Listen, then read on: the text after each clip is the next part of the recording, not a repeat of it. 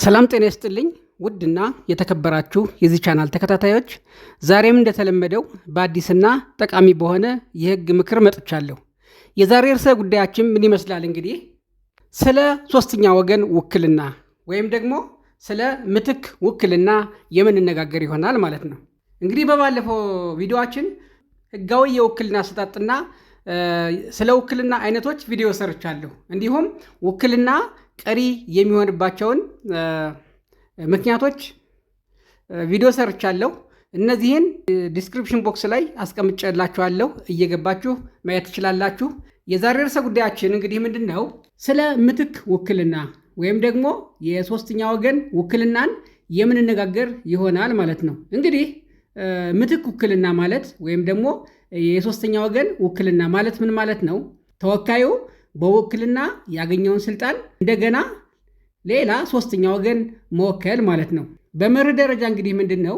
በአንድ በውክልና ጊዜ ተወካዩ በውክልና ያገኘውን ስልጣን ራሱ ነው መስራት ያለበት እንጂ አሳልፎ መወከል የለበትም። እንግዲህ በተለምዶ ውክልና እየተባለ የሚጠራው ነው ማለት ነው። ስለዚህ በመርህ ደረጃ ምንድን ነው እንግዲህ አንድ ተወካይ በውክልና ያገኘውን ስልጣን መስራት ያለበት ራሱ ነው፣ ሊሰራበት የሚገባው ራሱ ነው እንጂ አሳልፎ ውክልናውን መስጠት አይችልም፣ ወይም ደግሞ ሌላ ሶስተኛ ወገን መወከል አይችልም ማለት ነው።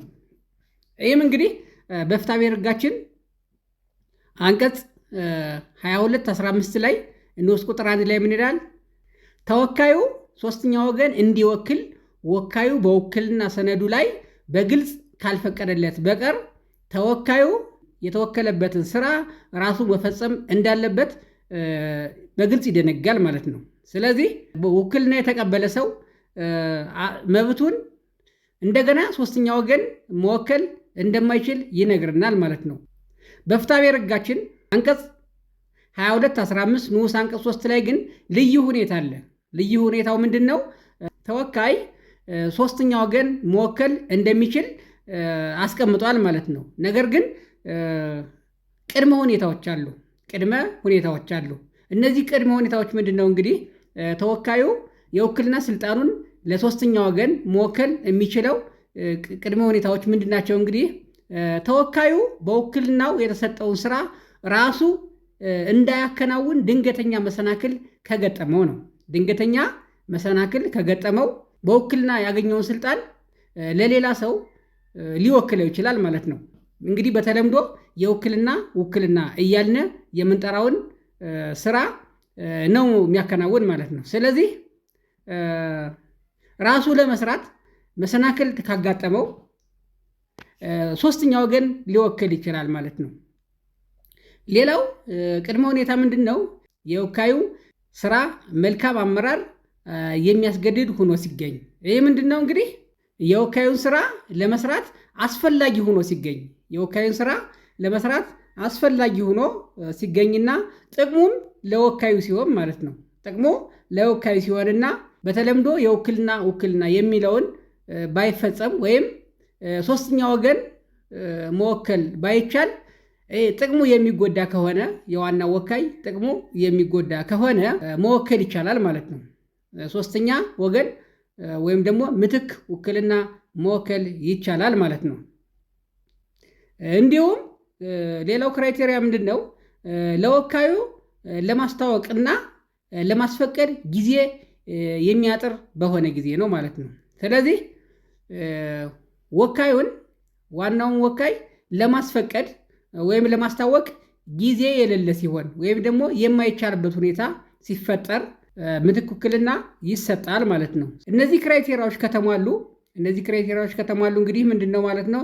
አስገዳጅ ምክንያቶች በውክልና ሰነዱ ላይ ጠቅሶ አስተዳደራዊ ውክልና ስልጣን ብቻ ለመስጠት እንደሚችል በዚህ ሕግ ንዑስ አንቀጽ 3 ላይ ተደንግጎ ይገኛል ማለት ነው። ስለዚህ አስተዳደራዊ ውክልና ብቻ ነው መሰጠት ያለበት ማለት ነው። ምክንያቱም የምትክ ውክልና እስከ መሸጥ ድረስ ቢሰጥ የዋናውን ወካይ ሊጎዳው ስለሚችል አስተዳደራዊ ውክልና ብቻ ይሰጣል ማለት ነው እንጂ ልዩ ውክልና አይሰጥም ማለት ነው። የምትክ ውክልና እንግዲህ ምንድን ነው? ዋናው ወካይ ጉዳዩን ቢያውቀው ኑሮ የማይቃወመው መሆን አለበት ማለት ነው። የዋናውን ወካይ መብት በጠበቀ መልኩ ይሆናል ማለት ነው። ስለዚህ ጥቅሙ ምንድን ነው? ለዋናው ወካይ ጥቅም ስለሆነ ነው ማለት ነው። እንግዲህ በዚህ ቪዲዮ ምትክ ውክልና ምን ማለት እንደሆነ፣ ውክልናን ለሶስተኛ ወገን አሳልፎ ለመስጠት መሟላት ያለባቸውን ቅድመ ሁኔታዎች አይተናል ማለት ነው። ውድና የተከበራችሁ የቻናሌ ተከታታዮች እንግዲህ በባለፈው ቪዲዮ ህጋዊ ውክልና አሰጣጥ እና የውክልና አይነቶችን ቪዲዮ ሰርቻለሁ። እንዲሁም ውክልና ቀሪ የሚሆንባቸውን ምክንያቶች ቪዲዮ ሰርቻለሁ። በዚህ ቪዲዮ እነዚህን የውክልናዎች በሙሉ ዲስክሪፕሽን ቦክስ ላይ ሊንኩን አስቀምጨላችኋለሁ።